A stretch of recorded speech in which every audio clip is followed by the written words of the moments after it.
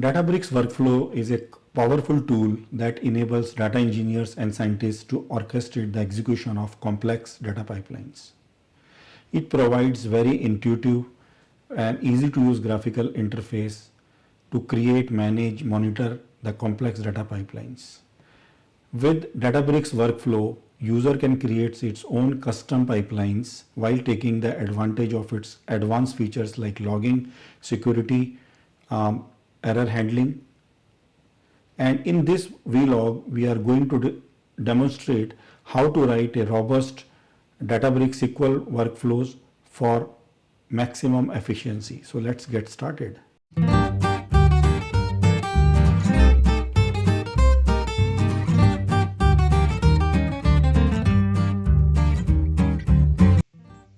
Hello friends, welcome to my channel and explore the world of Microsoft Azure.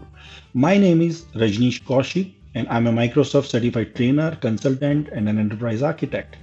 For more latest videos and blogs, you can always log into my website rajneeshkaushik.com and subscribe to my blog. Please do not forget to subscribe my channel and click the bell icon so you don't miss the latest videos. Do like, share and comment. Okay, so let's get started. Here is the agenda for today's topic.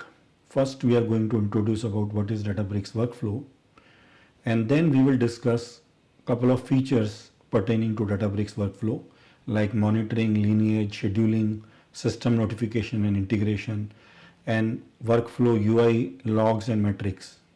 And then we will jump to a scenario which we are going to implement in our demo. So what is Databricks Workflow? Databricks Workflow is a fully managed orchestration service by Databricks. It's very deeply integrated with Databricks Lakehouse platform.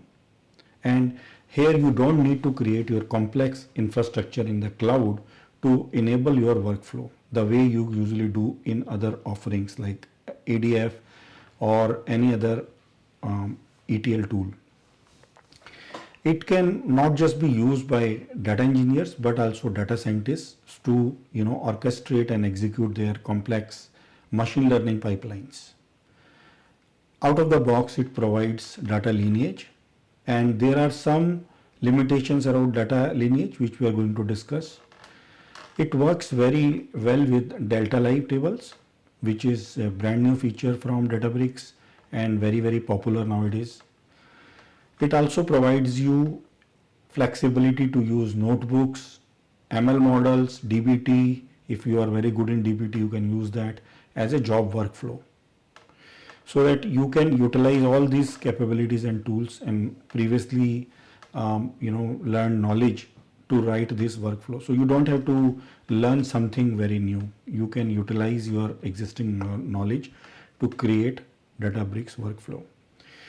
Databricks workflow works, there are two concepts around it. What is task and workflow? And these tasks and workflows are isolated from each other, which means that if one user is working on one task and another user is working on another task, then they can work together in a different task, so that the developer productivity can be increased, right? And it enhances the collaboration between the team members. Databricks workflows are managed automatically. That means you don't have to worry about its management, right? And it easily, you can easily execute it, monitor it, and it also provides you authoring capabilities wherein you can author this workflow with a drag and drop capability. And as you know, that Databricks platform provides multiple language support. So workflow is not exception. It also provides you that support along with the inbuilt monitoring capabilities.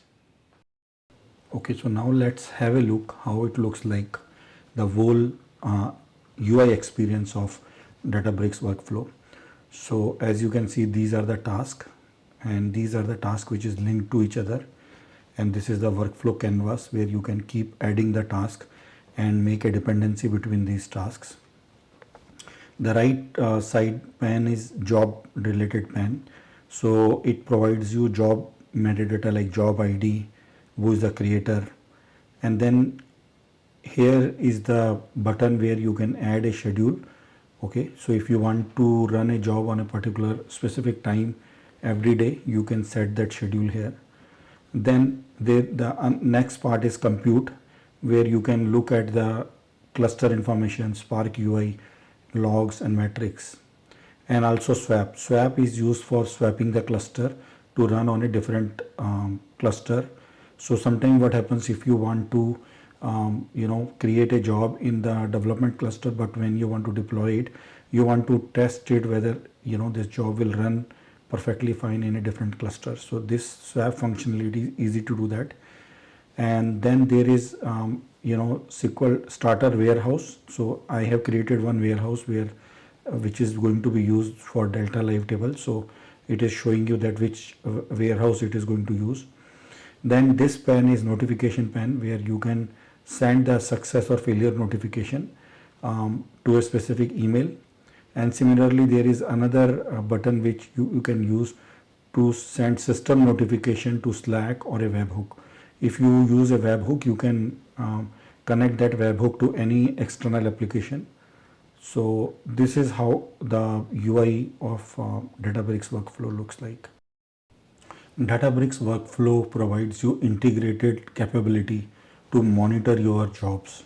So if you are running a job on a specific days and dates and time, then it will show you all the job history. If you see this particular screen, it is pretty much familiar with the Apache Airflow, right? So this is the same kind of screen, and it provides you, green is for success and red is for failure. And it also provides you how much time it took for a job to complete, right? So this is very helpful because if you see other systems like Apache Airflow or any other system, you need to switch over to different mechanism to find out the job details. But here it provides you everything in one tool, which makes it easy. Similarly, Workflow also provides a capability for lineage to understand the data is coming from where to it is, which destination it is saving that. But this capability is only available when you enable the Unity catalog in Databricks. So this is one example that this particular data is coming from here to and going here and saving here. Workflow also provides a scheduling capability. This is one of the example where you are trying to schedule a job, and then the job is going to be scheduled every day on this particular time, and this is a time zone, and then you save it. So this is part of the same UI experience which we just talked about. Then Workflow also provides a notification capability. Like one example is here, it can directly notify to Slack, or you can also use a webhook, call a webhook whenever a system event happens. So this is another important category capability, because webhook is very critical. You can use it to run any external system, like run a playbook in Ansible, or trigger some other flows. So this is how it provides a nice integration capability. Then it provides you Spark UI for further drilling down how much time it took for a job to failing or starting or completing. So it provides you all that metrics, detailed drill down of these job related metrics, right? And then how many executors are added and removed during this time. So this is another capability. It also provides you log where the log files are stored, and then what are the standard output for those logs, right? So it provides you these categories: standard output, standard error, log4j, all those capabilities where you want to go drill down to specific logs. Then it also provides you metrics capability, and metrics it provides you very detailed metrics and different set of charts, like cluster CPU last hour, what was the last hour cluster CPU when this job ran, then what is the current last 1 hours, and then what is the memory last 1 hour. So you can easily track that after you are running this job, what are the metrics which is getting changed inside the cluster, and it will give you some idea about, okay, you need to scale this cluster or change the cluster size, right? So all those set of metrics are also available readily here. Okay, so now I'm going to show you a demo, and this is a demo scenario. In this demo, I'll create a Python script which will collect the GitHub commits data and contributors data. And then we will use the delta live tables, and then this delta live table will get that data which is coming from contributors and commit data, and then store it into the SQL Data Warehouse. And then we are going to run some queries on this SQL Data Warehouse. Okay, and then once we are our queries are running successfully, we will utilize this query to create a dashboard, and this dashboard is the main output of all this activity. So let's get started. First of all, we are going to create a token for the GitHub account, and we'll go to settings, and then there is a developer settings here, and there I'm going to create a token. So if you come here, you can create a token, generate new token, and then it will ask you the password, and then once you log in there, it can create a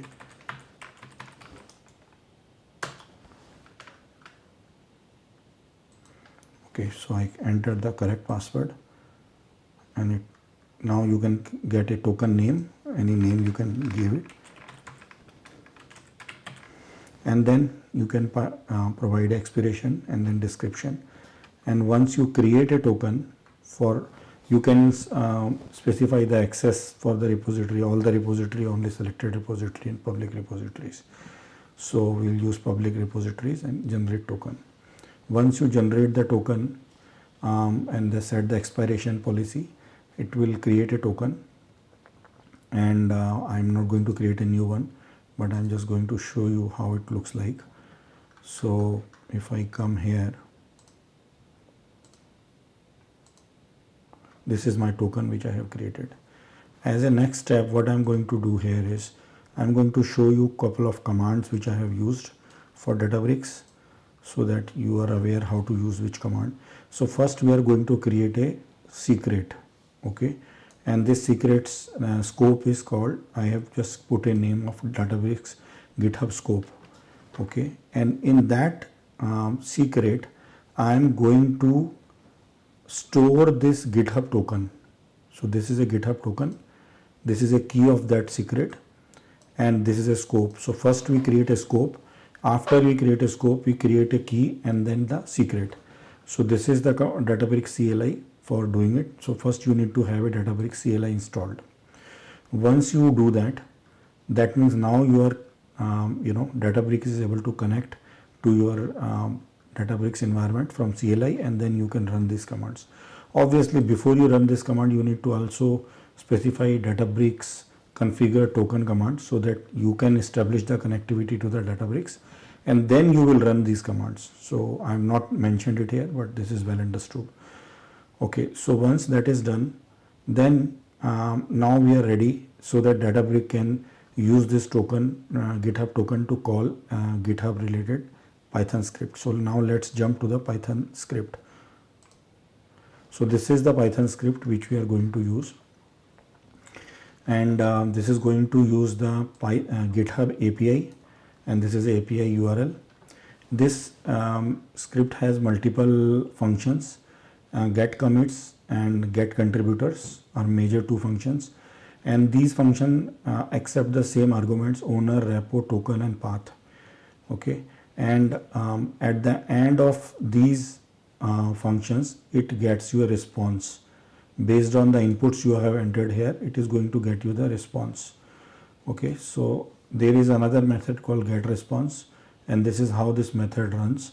So it is well understood that it creates a request.get, and then uses the authorization token header. First it creates a header and then uses a token, and so it's constructing a token, right?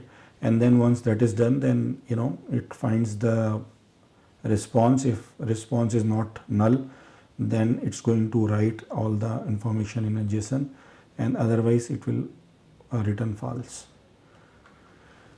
This is another function which will write it to the file.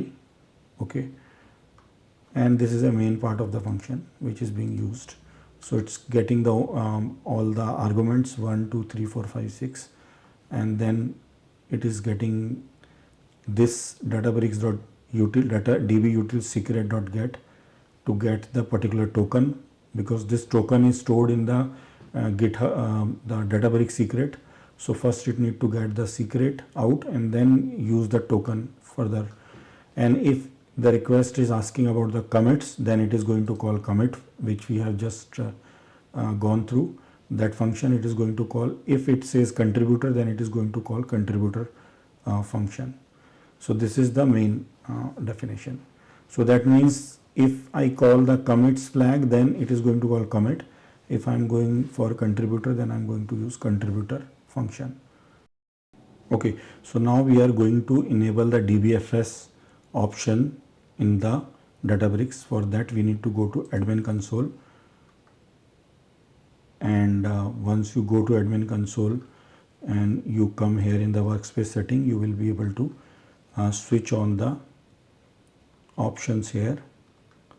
And in this, one of the option is that you want to enable DBFS file browser enabled. I have enabled it. So usually it is disabled, but first if you enable it, it will be enabled for you.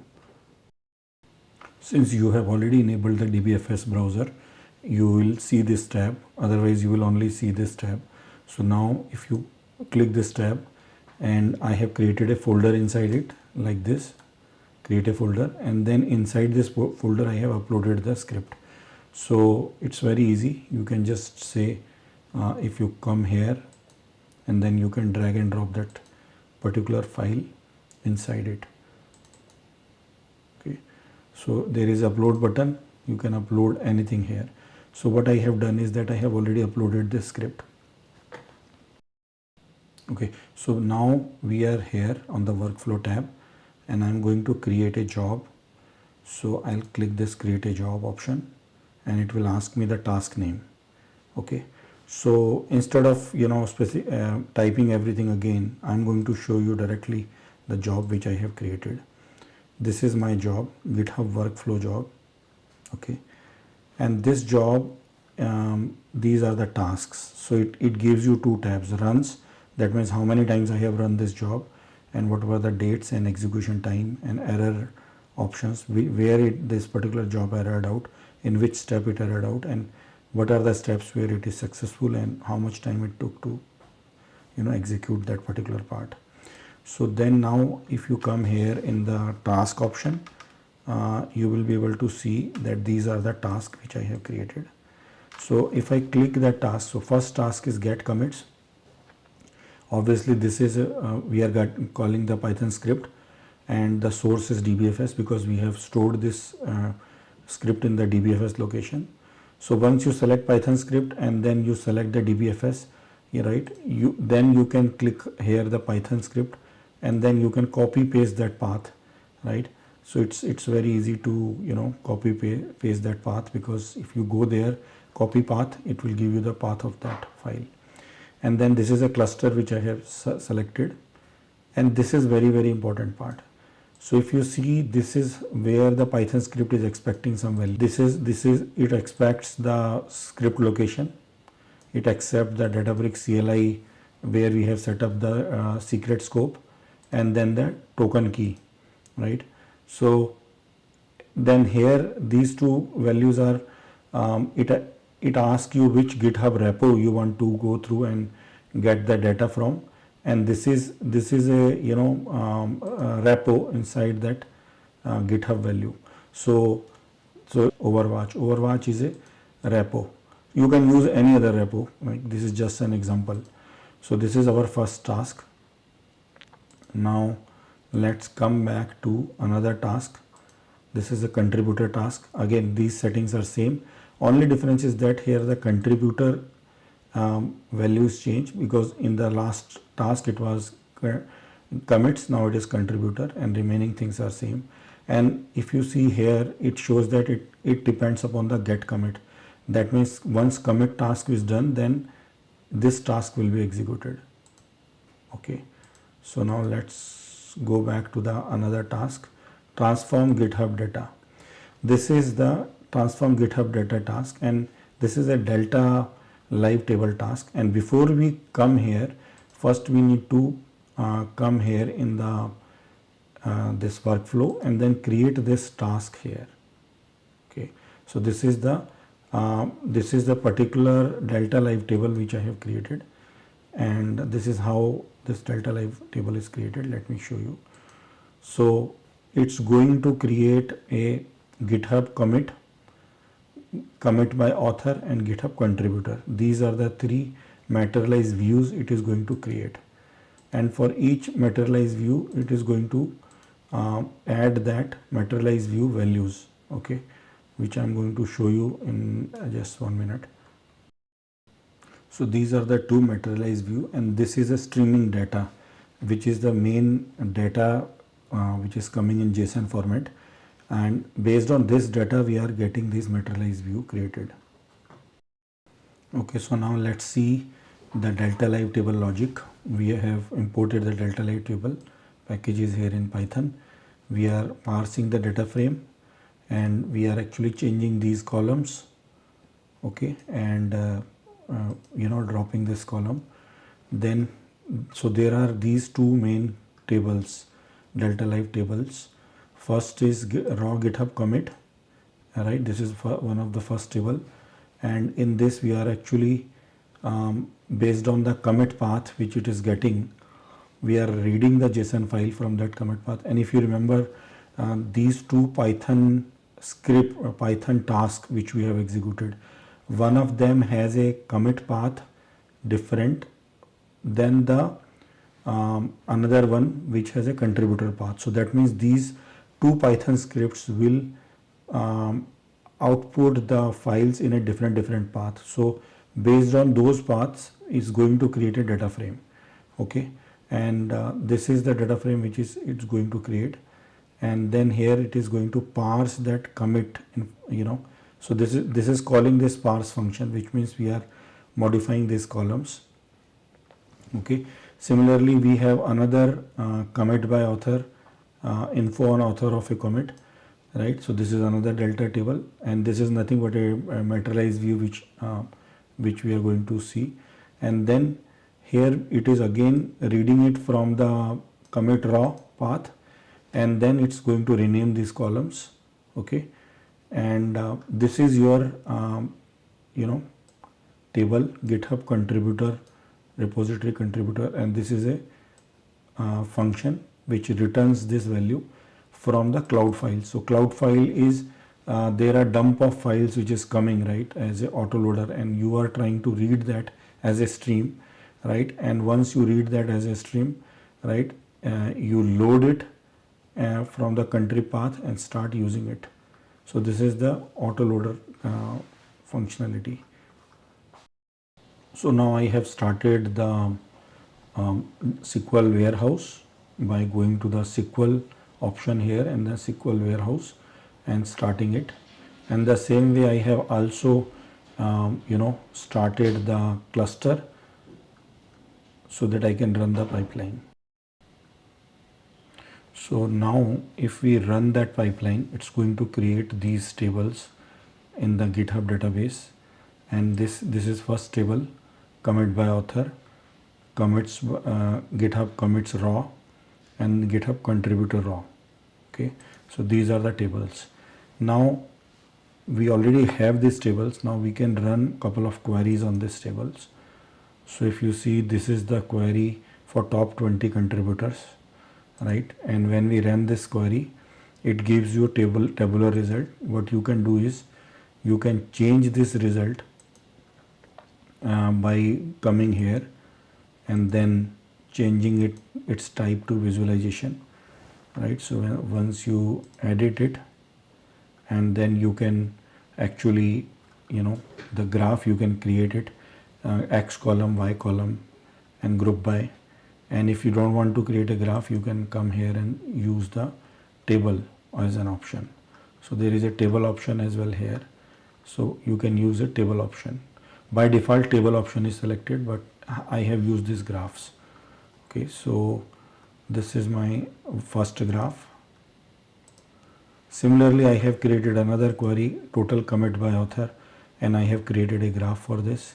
And then there is another one, top 10 contributor by month. This is another graph. So that means I have written these queries and ran it to create a graph. Now, once I have this query running successfully, and this query is getting the data from these tables, if you see it, here is the tables, commit by author table. Similarly, there is another table, GitHub contributor raw, right? So all these tables which we have created. Now, as a next step, what we are going to do, we are going to create a dashboard. Okay, so I'm going to show you the dashboard, how I created a dashboard from it.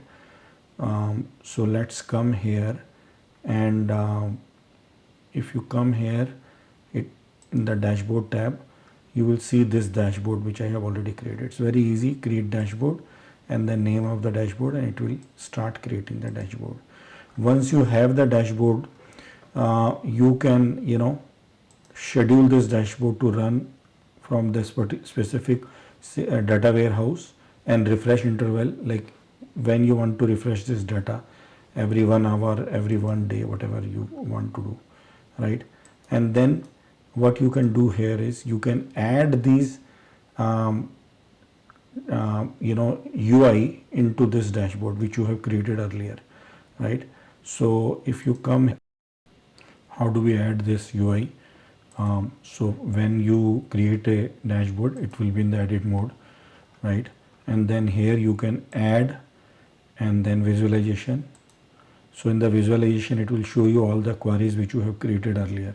So you can select any of these queries, and then based on that visualization, whatever you have used, it will use that, create a new visualization from that query, or select the existing visualization, because I have already used that visualization or graph in that query. So you can select that particular visualization and add to the dashboard. Okay, so this is the same thing which I have again added it. I'm going to delete it now. Okay, so now my dashboard is done. I'm going to say done editing. Now I'm going to run this job. I just ran it, and if you see this is already going perfectly fine, which is green. So currently this is running this job, and